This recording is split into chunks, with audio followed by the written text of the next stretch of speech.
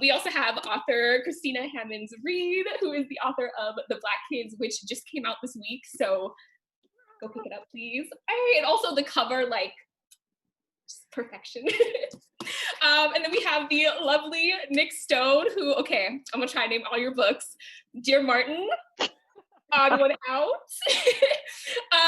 Shuri, as well as my favorite of all time, Jackpot, which like, I forced so many of my friends to read this book just so I can like have someone to talk to about it. It's amazing. And her newest book, Clean Getaway, which I have a 5-year-old sister and we're reading this together right now. And she just loves all the illustrations in it and it's amazing. And then finally, the incredible Angie Thomas, who I just got the collector's edition of On the Come Up, which is so shiny. Like, can you see, like, look, can you see it? It's so beautiful, as well as The Hate You Give. So yeah, thank you guys all for your time. And for the past week, readers have been able to submit questions. So I've chosen the 10 most like frequently asked questions and also a few of my own I threw in there. So yeah, okay. The first question that readers asked was, what did it feel like as a Black female author to publish your first book? What inspired you to write your first novel? I aspire to be just like you guys. Thank you so much for doing this. So feel free, anyone can jump in first. Repeat the first half of the question. What did it feel like? Oh, sorry. No, it's not you. I'm just when I talk. The first half of the question was, what did it feel like as a Black female author to publish your first book? It was wild. I'll speak only for myself. Like it was a combination of really terrifying and really overwhelming. Exciting, but like the excitement was kind of like drowned out by all of the other factors for me. And I think that if I hadn't though gone through that experience of publishing that first novel and being kind of out there and having all of these people looking at me to answer questions about racism all the time, like I wouldn't have developed the attitude that I have now where I'm just like, I'm gonna do what I want to do. But yeah, 6 books later, I'm like, yeah, I'm gonna do what I want to do.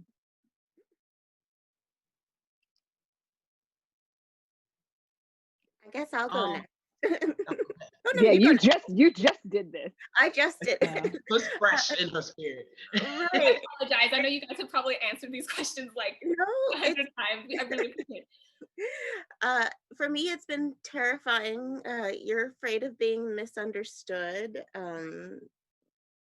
but you're also really excited because it's obviously a dream come true. But it's been very strange for me also because it's been during the middle of the pandemic and in the middle of this like moment of racial upheaval. So I think on the one hand, it's weird because we're doing things like this virtually and not getting to like actually interact with people in the way that Angie and Nic and Kimberly have been able to do. So for me, it's almost felt like not real. I'm like, oh, I'm just sitting in the living room like it's another Friday.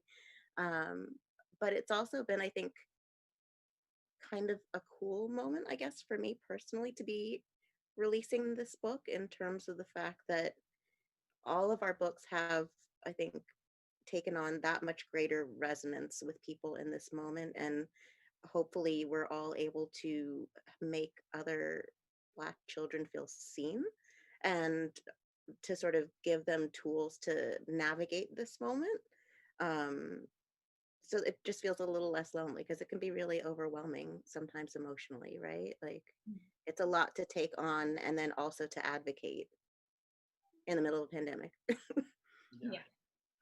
I think for me, I felt like it was a little bit easier just because I was coming on the foothills of people like Nic and Angie and Jason and EB and like people like that. So I kind of like, and at the time in which I was writing my book was at the time in which they were all like swirling in the world.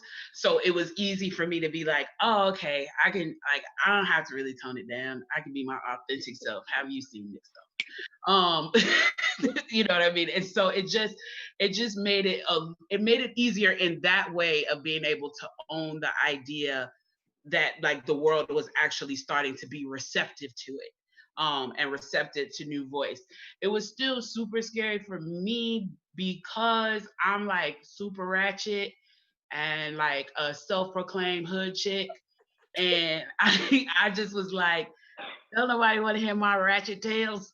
And I worried about that. Like me and my co-author Gili had long conversations about that. I had many long, breakfast table conversations with Nic about that, about like just owning the fact that some people were going to give me some pushback and be like, why is her voice like this? Why is she from this community? Why is she this type of girl? And I'm like, because that's my voice and that's my community. And I'm that type of girl. And I don't recall seeing myself on the page except for one time growing up, which was in the coldest winter ever. That's the only time I recalled seeing myself on the page. And I was working in programming through the Decatur Education Foundation with kids who were girls like me who didn't see themselves on the page ever. The only books I was able to get them to finish was Cookie, a Fort Worth story by Tamika Newhouse, and The Hate You Give, and Dear Martin. And that literally, like, honestly, those were the only 3 books I was able to get those girls to read because it's the only time they felt self-reflected. And I was like, I know people keep saying that in order to expand the canon, we need to mute this girl because they didn't want to hear from the hood girl anymore. But I was like, but we still out here. So I got to, and so I'm just gonna own the fact that there's gonna be a sector of people who don't like what I write, and there is a sector of people who don't like what I write. But there are kids that I visit in Title I schools every day who my book is the first book they've ever finished, and that it was more of a priority for me. They said it all, so I mean they summed it up beautifully. I can't add to that. Goes into another question that we got a lot, which was, what advice do you have for new writers of color when they feel like their stories aren't worthy of being told? Write them anyway. You just have to. I mean, the thing about being Black in America especially is that we're always made to feel as if we're not the norm. We're always made to feel as if we're too much or not enough, never right. We're never seen as the default. And we've always been made to feel as if we're other.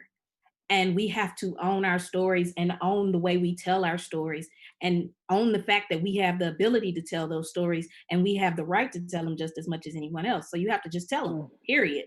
You can't worry about whether or not people will accept it, because if you don't get past that, you will never get those stories out.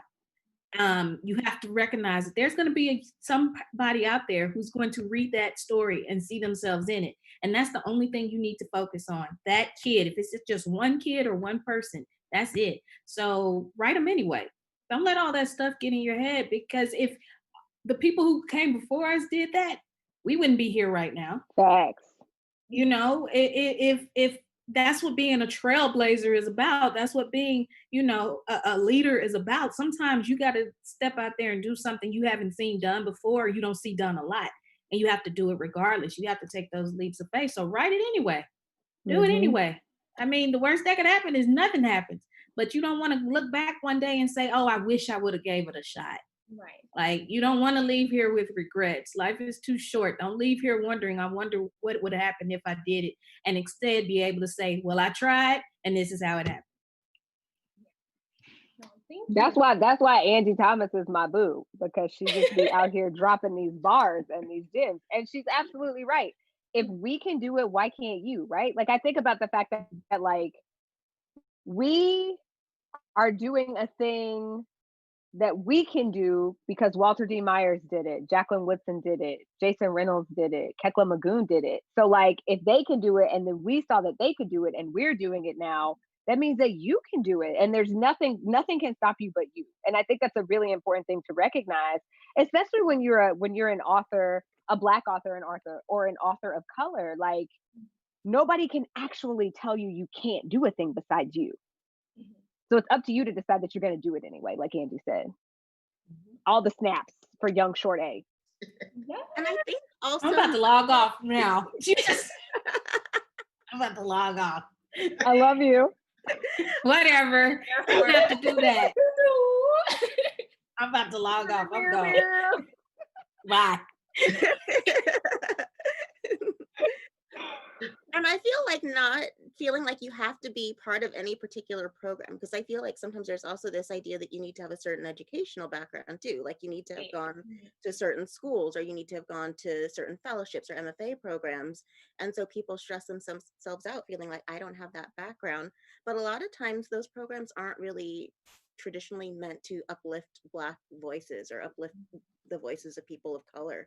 Like when you go into one of those spaces as one of the only Black women or one of the only people of color in the room, or queer people, like your voices aren't always nurtured in those spaces. So don't necessarily feel like you have to get degrees in creative writing, or you have to get an MFA, or you have to go to film school, or you have to do whatever.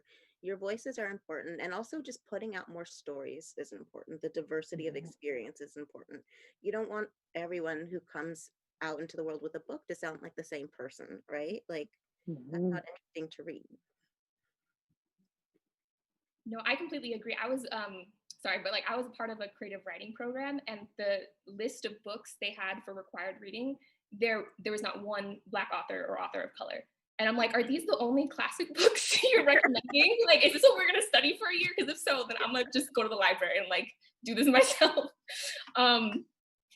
Someone else had asked, I'm currently writing my own fiction novel, heavily inspired by my own experience as a Black female in America. Sometimes writing feels like opening up all of these wounds. How do you handle the mental hardship of writing a story/character that is so personal to you? Kim, you take this one, because like I've heard you talk about this before, and I think that your answer is going to speak for all of us. It's funny because it's how I processed my PTSD from being a victim of police brutality. So I had a really rough night with Cobb County Police one night. I ended up, I'll tell you the short version. I ended up being arrested for something I shouldn't have been arrested for. One of my good friends who was with me, who was Latinx, who was in the car, they ran her through ICE, even though she's a national.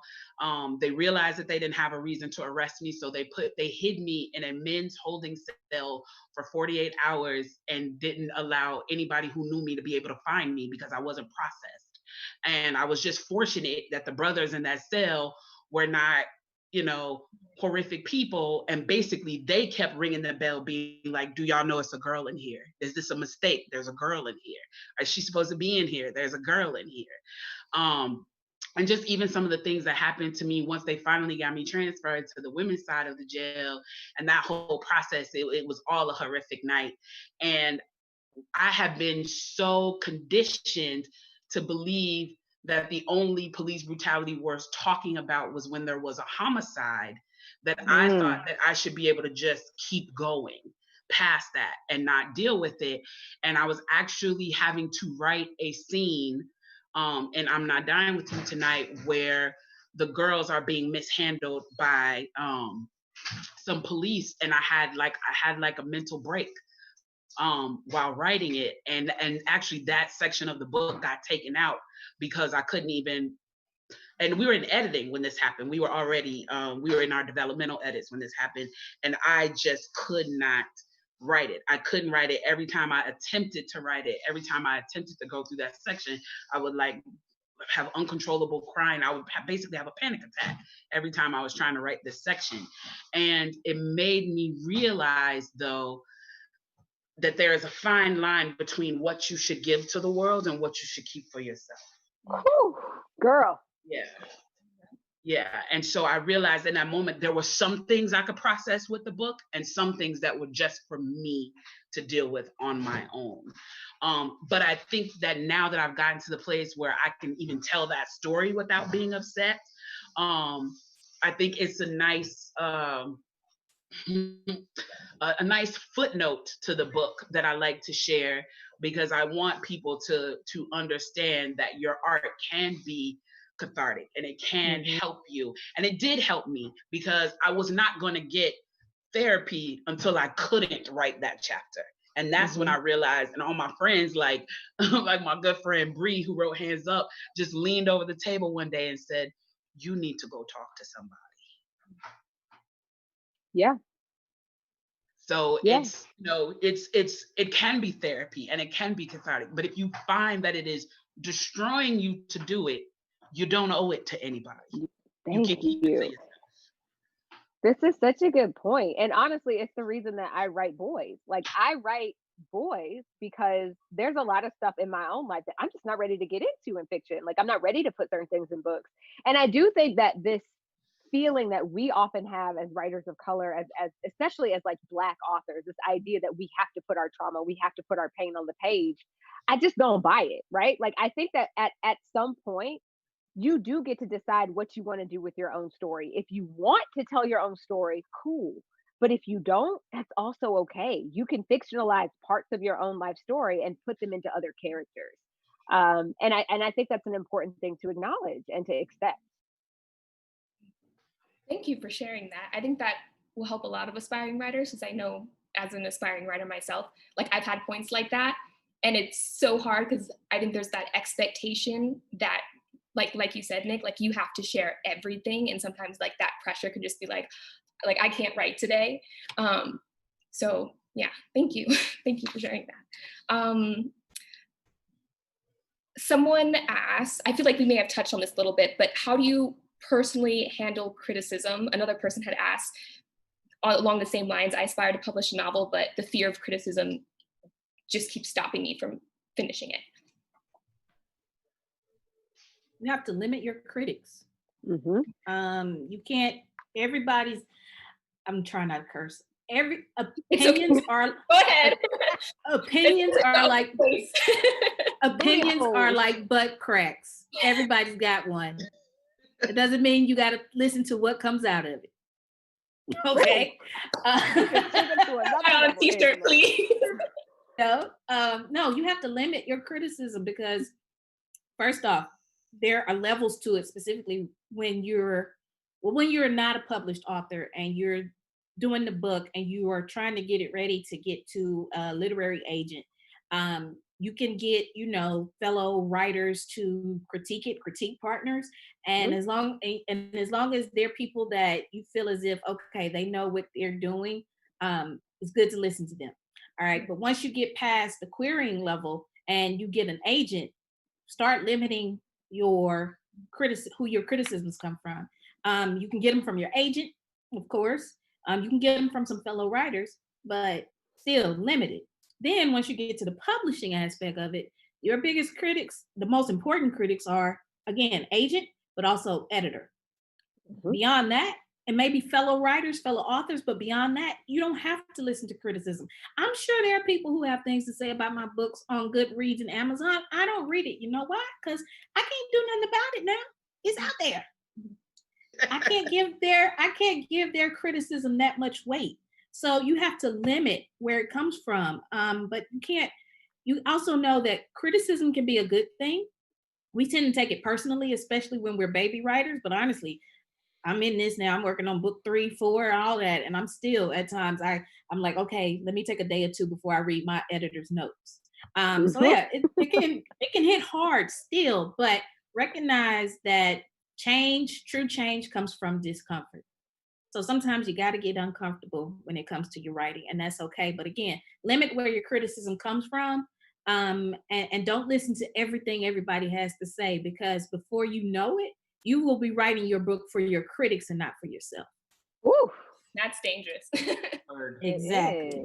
Exactly. Yeah. I think, and like, there's another piece of this for me, and it's kind of 2 parts. The first part is you got to separate yourself from your work. Like your selfhood and your work should not be so intertwined that somebody critiquing your work means it's like you take it as a critique of yourself, right? Like I had a really exciting, like I was actually talking to Jason Reynolds about this the other night, and how important it is to see your work as your work, not as you. Like my work, Dear Martin, I Went Out, whatever, those are things that I created. They are not me. So if you hate it and you rip it apart, cool. I still think I'm pretty great. You know what I mean? Like it's not going to affect my sense of self or my sense of worth because somebody doesn't like something that I created. The other piece, like Angie said, definitely limit the amount of critics that you allow to speak to your work. But I also think that it's important to like know that you're not going to please everybody. And yes, I had a mentor once tell me that publishing is designed to weed out those without fortitude. So like you just got to buck up. honestly. Like, the stories that are inside of you, either you believe they need to be told or you don't. And if you believe that they need to be told, you're not going to let anything stop you from telling them. And then I think also in the writing process, like when you're as an unpublished writer, getting through just your initial manuscript without any sort of feedback from anyone, when you hand it off to people you trust, understand that sometimes a criticism isn't always what they're saying. Sometimes they may be like, I don't know what's going on, and this scene you should do A, B, and C. It doesn't mean you should actually do A, B, and C. It just means that you should look at that scene and see what's not working that makes them think that you should do A, B, and C. So don't necessarily change your work to somebody else's recommendations. Just try and glean as much as you can from those critiques why something may not be taking on the shape that you want it to. But don't like throw out your whole manuscript because somebody you give it to was like, oh, you should change this scene, this scene, and this scene. So it's also just knowing your own process and knowing your own intent when you're going into writing something. I think that's super important to like remember as you're doing it, and not to let anybody else kind of steer you away from that without like really examining what it is they're trying to say. Wonderful, thank you. And speaking of the creative process, a question that people submitted a lot was, what is the easiest and hardest part of your personal creative process when writing a book? Revision. I hate revision. I want it to die. I wish I could pay somebody else to do that part for me. I love draft. Like, I can just sit and just wax poetic and spill things out of me, and then I want to turn it in and somebody else do the rest. But it doesn't work like that, sadly. For me, because I co-author, because Geely and I write together, it took us a while to find the system that worked for us co-authoring and getting that done. And we found that we only were productive if we were like physically together, like sitting next to each other and like, Lena, don't talk like that. And like going through that whole process. So now in the pandemic that we've been spoiled for the past 5 years that we've been writing together, and we can't actually be physically together all the time, we have not been that productive. The end.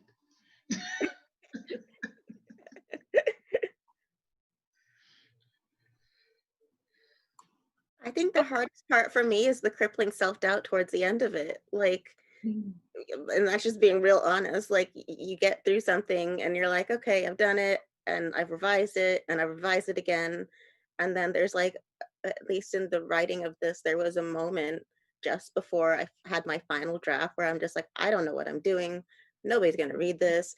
Why am I doing this? It's so arrogant to assume that I could write a book and anybody would pay for it.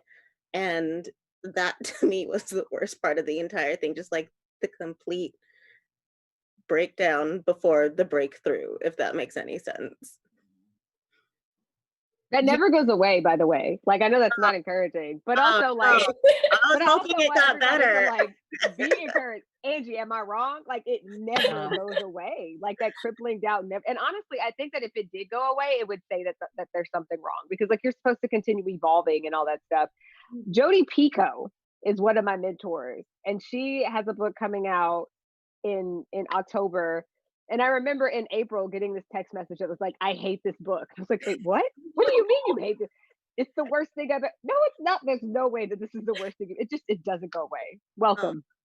Yeah, and that's a good thing though, right? Because my mom used to always tell us, anyone who thinks that they're great is not that good. And it took me till I was older to understand what she meant. Like, anybody who's like, I'm killing them out here in these streets, usually not killing them out here in these streets. I'm just saying.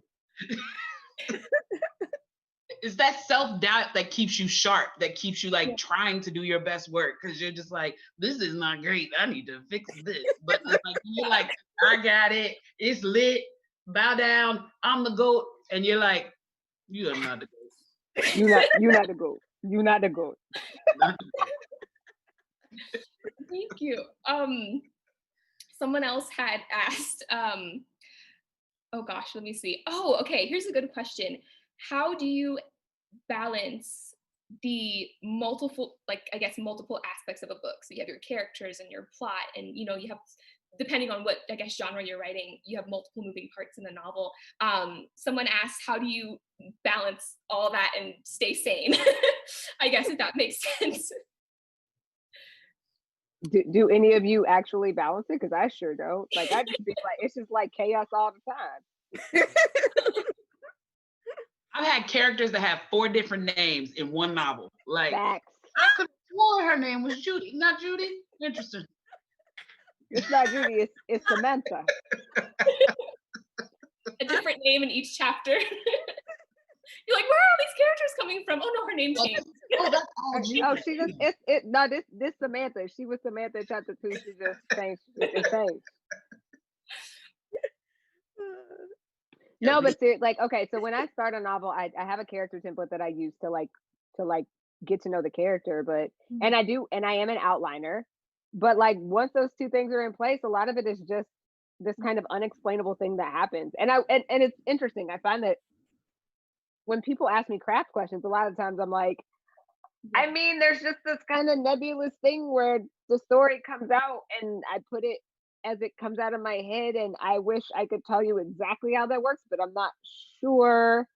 The characters are always talking to me, and that's only okay. It's only okay to have people who don't exist talking in your head when you're a fiction writer. Like, you can't, that's not a thing that's okay any other time. So you just kind of go with it. Like, I don't know that there is a way of keeping, I think you just kind of have to embrace the chaos, is what I would say.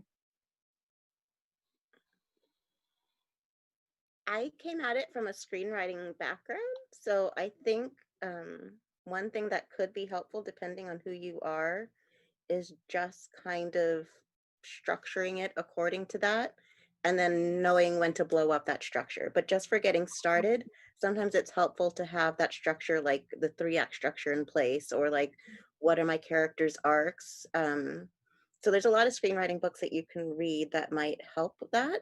And then it's also just knowing when it's okay to say, I don't want to do that. That's not the kind of book I'm trying to write. So if it gets you started, do what gets you started. And then you can explode things as you're writing and embrace the chaos. Sometimes cool stuff comes from the chaos, right?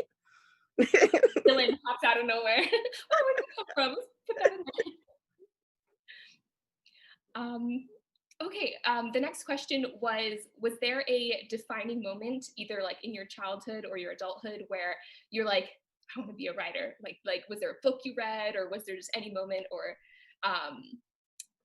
was there just like any specific moment or memory where you're like, I want to do this. This is really cool.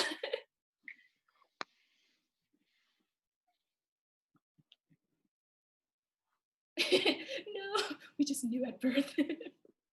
I had a teacher, like, so I went through my academic career undiagnosed ADHD. I didn't get diagnosed with ADHD until I was adult. That was too late.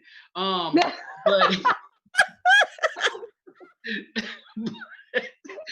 but it's like, what is wrong? In 8th grade, they're like, what, like, legit, what's wrong with her? I'm like, I learned different. Sorry. Give me my space. Your loss is my superpower. My brain works different and better than yours.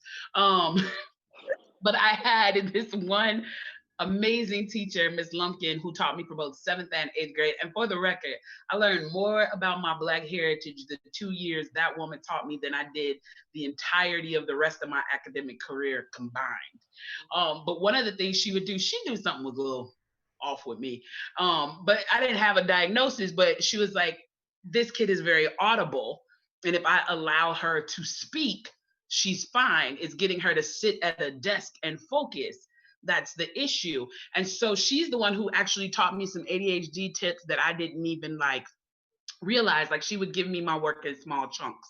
She'd be like, you do these first 10 pages and I'm going to come back and give you 10 more pages to do later. And then I was like a A student. Before that, I was like a BC student, because I was like, I can focus halfway through. I'm gonna get these right, but the rest of them, I'm making origami in my desk.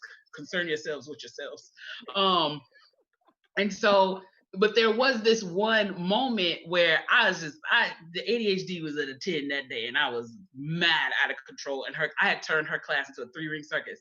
And so she said, you know what, Kim Jones, since you can't clearly behaving is not on your agenda for today, you teach class then for the rest of the class. Since you don't want to give me the space to teach class, you teach class. And I was like, I can do that. You threaten me with a good time, Miss Lumpy. I'll turn this class out. So, so I stood up and I taught the rest of the class.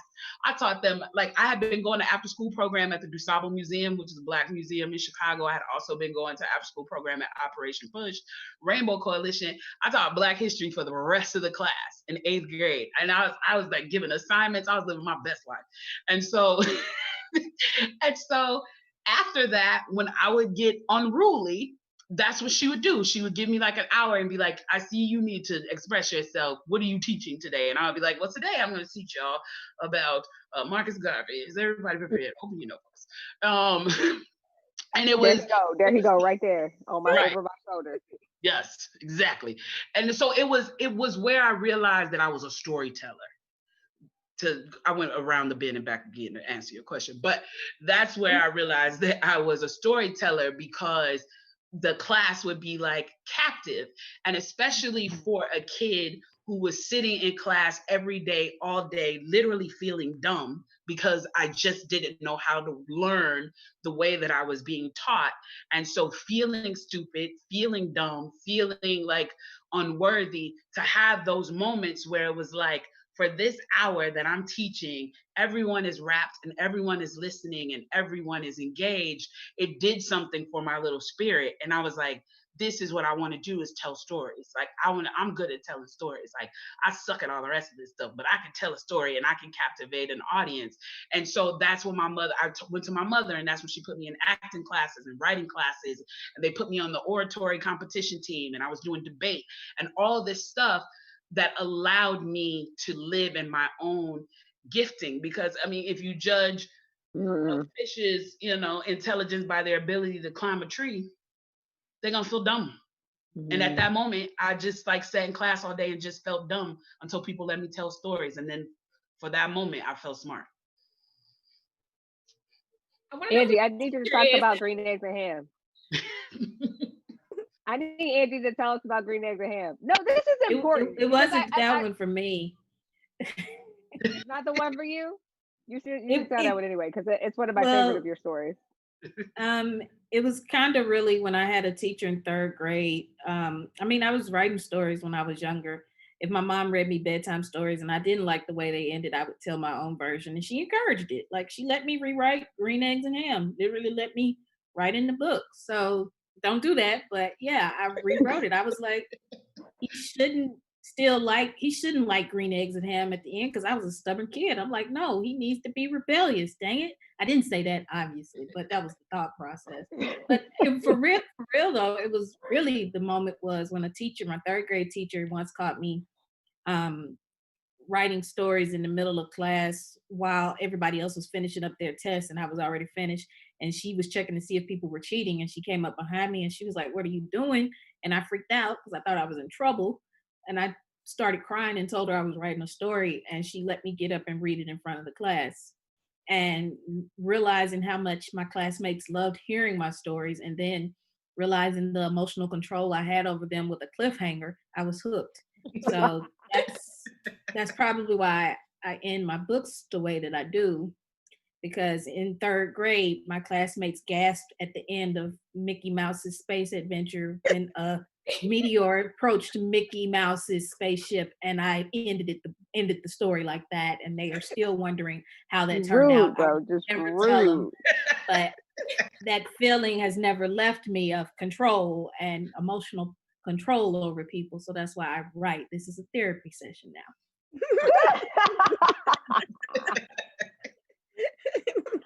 I love it. I guess just imagine little 3rd graders being like, but what happened? Yeah. I was like, and then do they die? Like, do everybody die? Like, I was like, and a giant meteor approached Mickey's spaceship. The end, and they were like, what? What you mean? That's it. It was, See, just rude. it was, oh my God, it was the best feeling ever. That's so mean. That word mean. It's diabolical. That word It is. At least you recognize. Way. That's all I'm saying. In the Recognize. best way. In the That's best all. way. That's all that matters is you recognize. I mean, at least I became a writer and not like something else. Right. This is true. Did not become a DC villain. You Yeah, really could have went a that different was- direction. You know what I'm saying? Right. That was the thought process I had in 3rd grade. It's a miracle that I'm just a writer. This is not Our incorrect. writers really the scariest people on earth. I just, you know what, like, anybody who looked at any of our like internet history, we all look a little suspect. we really do. Like how do I hide a body when floating on a raft down the Mississippi? Like that's something that you would find in my browser history. Like, I'm gonna be real with you. The FBI reached out to me recently. They wanted me to do some stuff with them, and I turned it down because all of my heroes have been targeted by the FBI. But I was like, they must have looked up my stuff and they weren't alarmed by all my Google searches. Are you kidding me? What is wrong with our government? They probably, you fit right in. That's the problem. like this is the mindset we need right here. This is right. Like, y'all saw all that stuff and y'all was still cool. Look, that says a whole lot. Like, how do we overthrow a government? Like you got all kinds of stuff in there. I've been looking up how you cook coke and crack and stuff. Like, y'all wasn't concerned.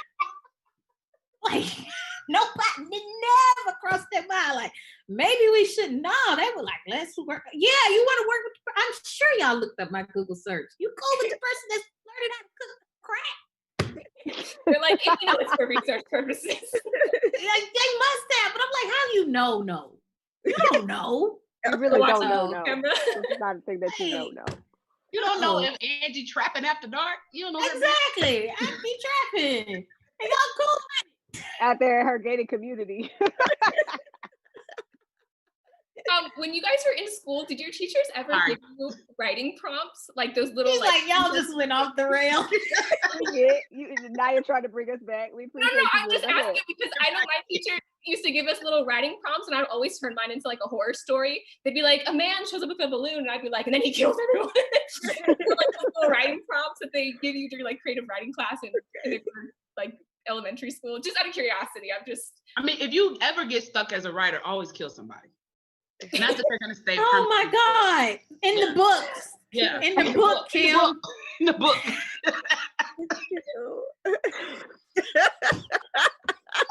the federal agents that are listening, I meant as a writing expert. You already know they watching you after that video that went viral. You better watch what you say. You talk about revenge. Equality and revenge. We need you to not get on the revenge tip, and then all of a sudden everything goes to the left. Let's just not kill anybody. I didn't kill anybody. He was a character. Okay, good. So I didn't have a teacher who would give us I had a teacher who would have us do free writing sessions, right? Like we would come into class and we would sit down and he would say, all right, you guys got 5 minutes. And we knew that in that 5 minutes, you just wrote whatever you felt like writing. But it was in those 5-minute bursts at the beginning of class 2 days a week that I started to realize that like writing was something that I could do and that writing had power, right? So like, I would usually be writing about my ex-boyfriend who was out here tripping and like, oh, I saw him in the hallway with Shatika and I just was not really feeling it, but I can't do nothing because I'm like head cheerleader, so I can't be out here wilding because then people will be thinking crazy about me. Like this is the kind of stuff I'm writing about in these free write sessions, but coming to discover that I could express myself freely through writing, like it completely changed. I think it changed my trajectory because like in high school, we were reading, I didn't meet no good Black people in books at high school. Sadly, I met like Tom Robinson, poor guy, right? Karen with her white tears got my man's took out, like completely. I met Jim from Huck Finn, this poor, like I didn't want to be no escaped slave, obviously. And then I met Crooks from like these are the 3 Black people I met in high school readings. So I'm not trying to be like none of these people. Right. But having this space where I could write whatever I wanted was magic. I kind of wish there had been prompts, because I do think, Naya, I would have went the way that you did, because I would have plugged that ex-boyfriend into everything. Like a man shows up with a balloon and he sees my ex-boyfriend talking to some other girl, and so he pops the balloon and it's got cyanide in it, and he lets it drift over. Like, yeah. Wow. Panel for children, right? You're right. That wouldn't have been a children's. No, that would be a good YA novel, actually, if we're being honest. We all have that ex-boyfriend that we would like to suffocate with cyanide. Wow, I should really. And the guy with the balloon. Wow. So Nick, I you have know which one one of my ex-boyfriends I want to get with the cyanide, but we'll talk about that off Oh, camera. I do know. I know very well. We'll make it an anthology. Everyone can write a chapter about the guy with the balloon, like who he would go after. They're speaking hypothetically. Federal agents. Yes. These are just jokes. Or girl. We said guy, but or girl, right? It could be a girlfriend, ex-girlfriend. Absolutely. Okay, so I think we have 2 more questions. Someone asked, what advice would you give on how to balance writing while working full-time or part-time, raising children, and overall just adulting while also writing? Hard one. We're all like, Okay, so I'm probably the closest to having had a job out of everybody here. Recently, I mean, the only good thing about working while writing is that sometimes it forces you to structure your day. Like I am not somebody who's a very structured person, but like if you only have from like 5 to 7 or 5 to 8 to get stuff done, if you can, don't go home, okay, this doesn't count during the pandemic, but you could like spend those 3 hours at a coffee shop writing, and like, I will set aside this time every day. And yeah, you're tired, and yeah, you're just like, I'm so beat, but do whatever you can do. And that's something. Like if it takes you a few years, it takes you a few years, but at least you've done it. And sometimes it's also sacrificing your weekends. Like, in the process of writing this book, I didn't see my friends very much. I love my friends. I didn't see them at all. They're just like, okay, do your thing. So it's sacrificing, I think, to a certain extent. And you're not going to be able to do everything perfectly. It's not going to be easy. But I think when you love writing and it's something that's compelling you to write, you make time for it, even if it's just like writing notes your iPhone late at night. Like I'll write stuff at 2 o'clock in the morning when it comes into my head while I'm using the restroom. It's probably too much information. Right. But you just I can speak to this from the mom angle, and Kim can vouch. Like I would sit with a baby on my boob writing, like, because whenever there was photographic evidence of that. She does, because we would have these writing Fridays at Gilly's house. And so like I would sit there, Milo's like a baby. Yeah, he was a baby. And he would just be on the boob, and I'd be like typing with one hand. Like you do what you have to do to get to where you want to be. And I think I learned how to write during naps. Like for me, the idea of needing like this quiet space and time to really sink into flow is like legitimately laughable. I don't get that ever. At this point, with the pandemic going on, I have like a friend's house that I will literally go crash on his couch and write for as long as I can. Today, I was there for literally 45 minutes. But you take whatever time you can get and you use it towards like the pursuit of the dream. And like Christina said, like you gonna have to lose some other stuff for a minute, and that's okay. Yeah, and give yourself little rewards. Like I'm a rewards-based person. Like if I do this, I get to do that. So it would be like if I haven't written today and I'm like dying to watch like P-Valley or whatever, then I have to promise myself that I have to finish 1,000 words in order to watch my show. Or like when Nick would be sitting there with Milo, they know how obsessed I am with Milo. It would be like, you have to write these many words to hold the baby. Like legitimately, she would be like, you have to write 500 words to hold the baby. Once you write 500 words, then you can hold the baby. And I'll be like, but Milo wants to sit with his Meemaw. And she would be like, Milo's Meemaw needs to write 500 words. This is all factual, Fred. All of it. Yep. I mean, I got a picture somewhere. She would withhold the baby from me. That is cruel and unusual. It is not cruel or unusual. This is called incentivization, is what it's called, if we're being honest. He was born in what, 2016? And look, man, I'm gonna be straight up. I sold Dear Martin in February 2015. I had a baby. At that point, my older son was almost 3. Yeah, he was almost 3. And then I got pregnant and I had another baby in 2016. And like, I just like, I'm not letting it stop me, right? Like, and I think it's important. I think it's important to recognize what you can actually do. I will say, not everybody, like if you're dealing with like postpartum depression, like don't expect yourself to be able to write a book. But there is something to be said for deciding that you're going to do something and making it work no matter what. Yeah, and I'll just add this last little thing. Like, I also was blessed that my last like real grown-up job was managing a children's bookstore. Because I used to be the general manager for Little Shop of Stories. And so there was lots of inspiration coming into the store all the time. I remember like the fateful day. I'm like, in 20 years, I'm going to tell this story. It's going to have so much weight. I'm going to blow my grandkids' minds. Like, I remember being in Little Shop working a shift, and Becky Albertalli coming in with this new author who was about to have a book coming out named Angie Thomas. Or I remember and being like, Kim, you should make sure you order Angie's book. And I'm like, okay, sure, whatever. That's Mila. The baby legs. Baby Mila. He's so cute. Oh, this is the picture I was thinking about.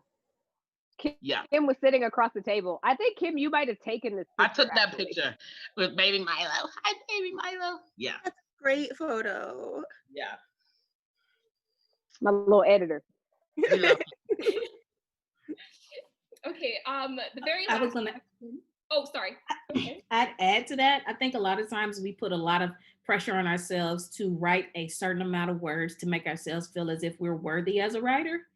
And I think, or you have to write a certain number of pages in a day, or else you haven't done anything. Especially right now, whatever you get down on the page is good enough. Okay. Like, I think Adam Silvera once said, he was like, if you wrote like, let's say 300 words a day, and like a year, you've got like a year, you got like a book, something like that. I can't remember the exact number, but it's like bits and pieces. It's okay if you got to be the tortoise in the race. That's all right. It's okay if you only get 10 words down today. It's okay if you get no words down today. Be kind to yourself and don't put so much pressure on yourself to meet a certain standard every single day. It's going to change, especially nowadays. So, be kind to yourself in the midst of it.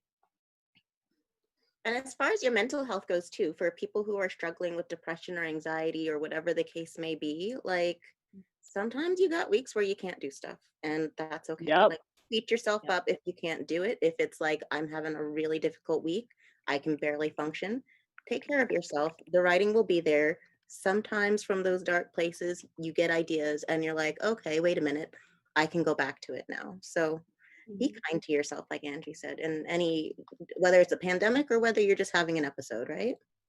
Yep.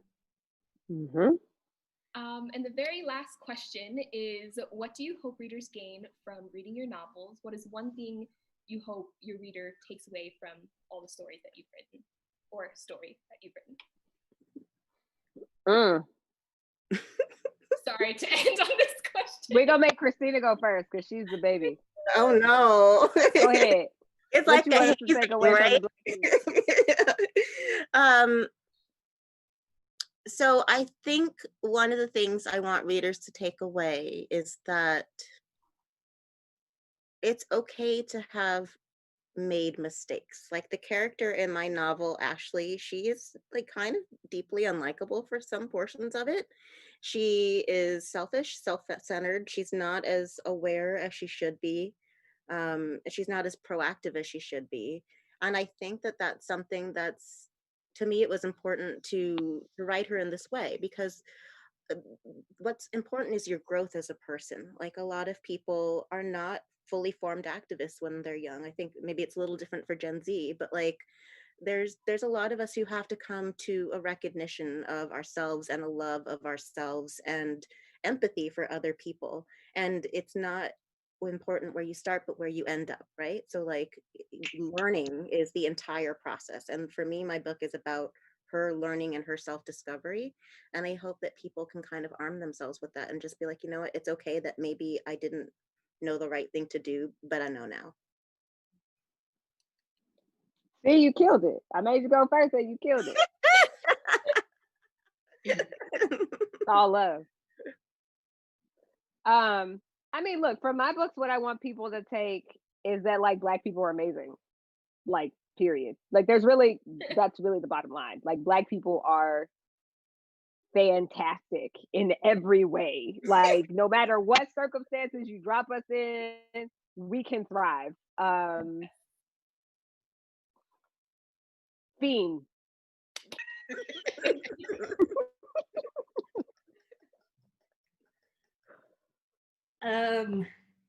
I want my readers to take away from my story, specifically the Black kids who pick up my books. I want them to take away from it that their lives matter, their dreams matter, their stories matter, and they have stories worth telling. You know, so often, for so long, publishing made Black kids feel as if our stories weren't worth telling, because we could barely find ourselves in books.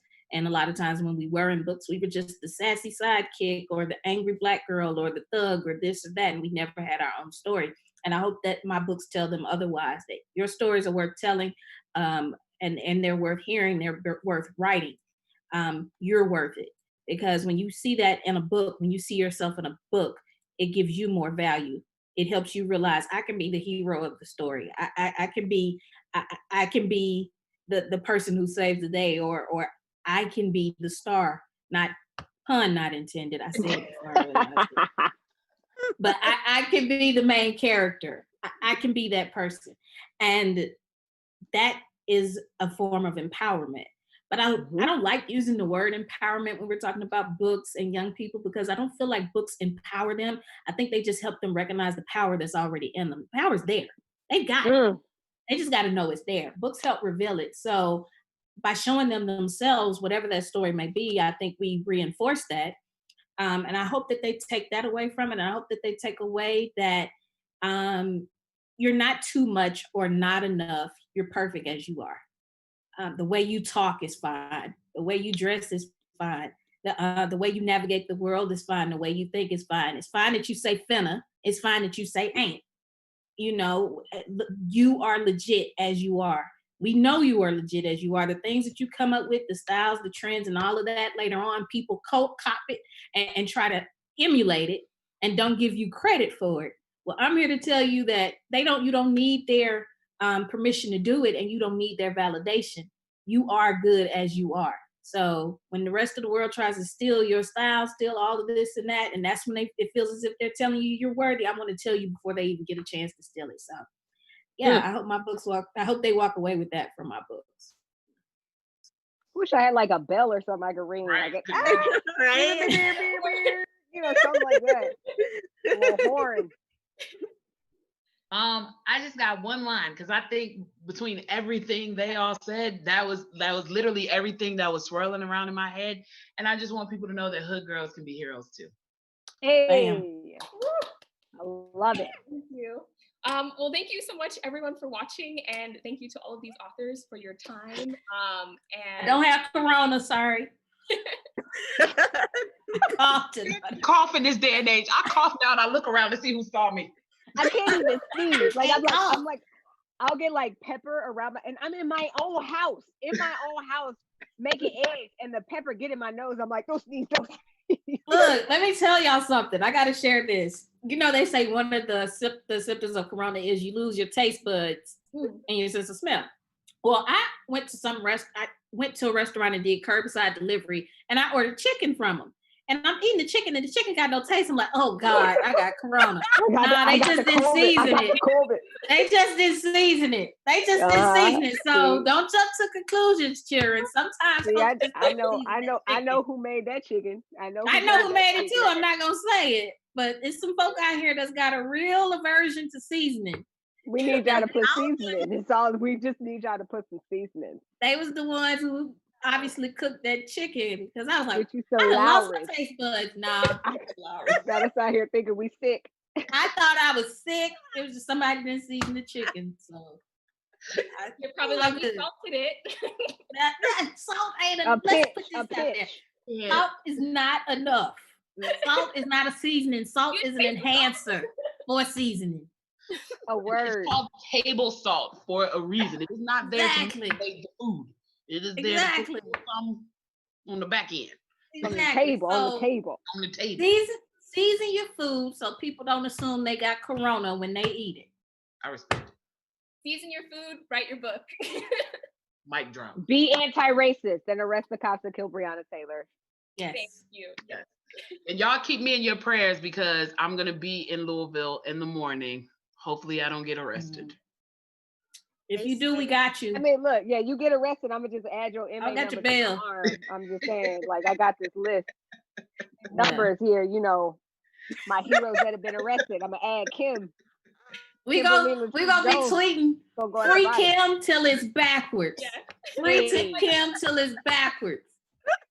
I was just like, Got you, oh my dear friend. God, I'm Louisville, I'm descending on you. Let's see how you do. Free Kim till it's backwards. It took y'all a minute. This is like the best. This is like the best panel I've done in a long time. This is the most ratchet panel I ever been on. But see, ratchet is wonderful, right? Because like I feel like I have to be so buttoned up all the time, right? And so now I'm like, I'm with all my homegirls, legit. Like I know all of y'all, and I'm like, oh, these are my babies. This is wonderful. We can just talk. I love it. Y'all are magical. Well, I'm not. It went by super fast too. Naya, you the GOAT, girl. Oh, thank you. I'm sorry. I wish I had more structure with the questions, but this is like the most fun virtual panel ever, and I hope next year we can all see each other in person. In person. In person. Can I just wear your dang on mask? Exactly. Wear your mask, people. We all want this to end. Come through 2021, man. This is like the worst class project ever. Everybody, it's like the teacher just told everybody, put your head down on your desk. And if everybody's not quiet, you're not gonna get cupcakes. We ain't getting nothing. Y'all keep messing up. Like, stop it. I hated group projects, so stop it. Can I just read this to y'all real fast? I just got this text and it said, my God, with a whole lot of explanation. I can't talk with these things. Fine. Yes. It said, I didn't realize how desperately I needed to hear Black women communing and laughing. Such a good panel. Oh. Hey. Happy to do it. Look at God. Look at God. Turn up. Ratchet together. That's our new hashtag. Hashtag ratchet together. Christina's so sophisticated. Christina, I'm sorry. No. She's not sophisticated. Don't let her fool you. No. No. I do know. She's not sophisticated. She's sophisticated. She ain't sophisticated. True.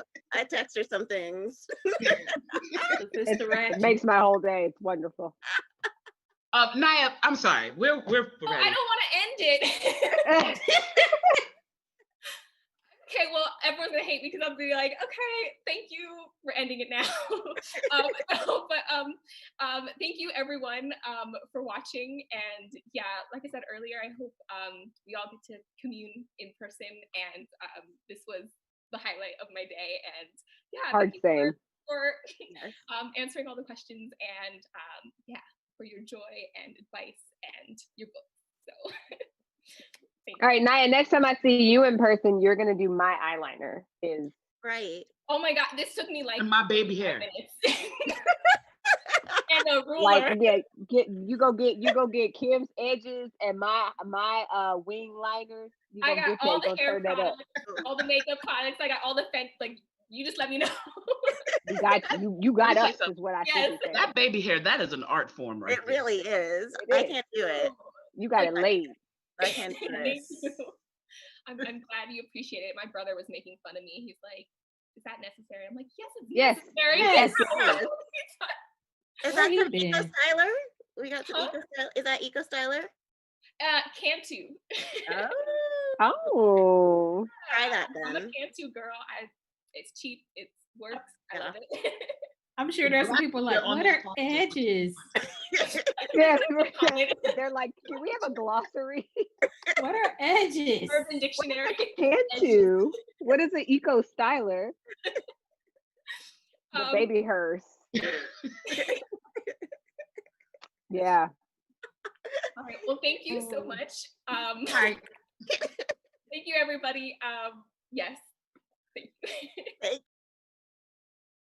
Bye. Bye.